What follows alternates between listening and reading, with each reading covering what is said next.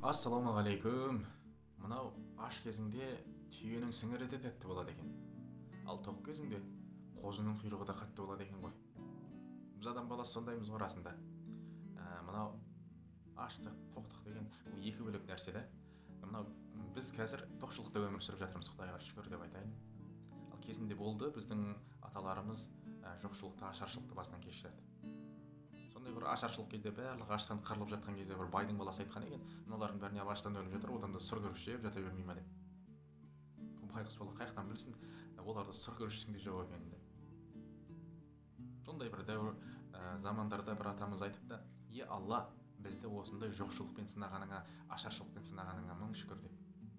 Неге деген кезде өзі адамның баласы табиғатында жаны қиналған кезде, жаны қысылған кезде Аллаға жақын болады екен да.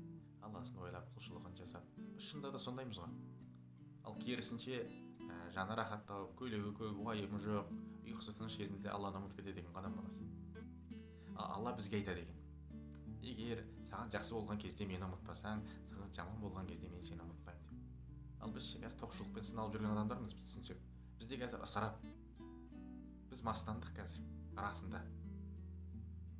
Біз қазір нәски тесілсе жамамаймыз. Киімімізге дақ түссе лақтырып тастаймыз. Тамақ, кешегі тамақ деп оны итке береміз, немесе төгіп тастаймыз. Нананы қатып қапты дейміз. Оны жұмсартудың амалын жасамаймыз. Енді айта берсек, ысырап деген нәрсе бізде өте көп болып кетті. Оның шегі жоқ. Оған біз үйреніп қалдық. Бұл солай болуы тиіс нәрсе сияқты болып қалды.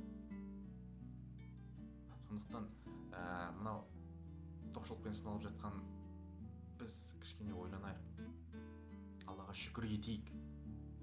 Біз қазір қарнымыз тойдырып алып, ешқандай уайымымыз жоқ, шүкір деп, Алланың бергеніне шүкір деп, осымен ғана шектеліп қалып жатырмыз. Шүкір айтумен шектеліп қалып жатырмыз.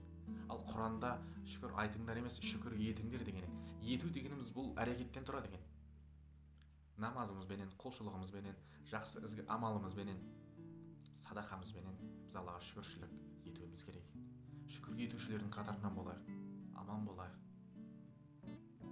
Біздің дүниенің жалғасын тауып жатқан осындай тоқшылық болып жатқаны кейбір кісілердің шүкір етуінің, дұға жасауының арқасында осылай өмір жалғасып жатыр. Аман болайық, шүкір етушілердің қатарынан болайық, бір-бірімізге дұғада болайық. Ассалаумағалейкум ва рахматуллахи ва баракатух.